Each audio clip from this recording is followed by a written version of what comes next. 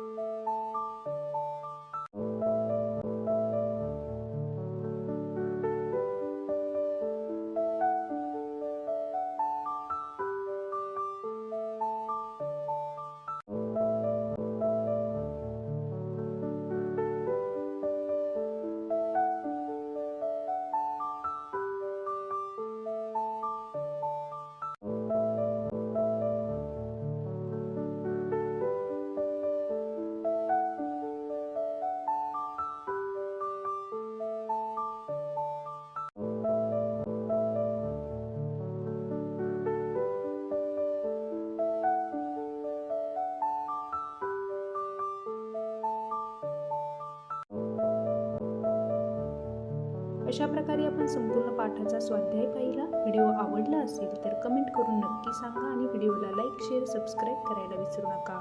पुढील पाठाचा स्वाध्याय हवा असेल तर कमेंट करून नक्की सांगा.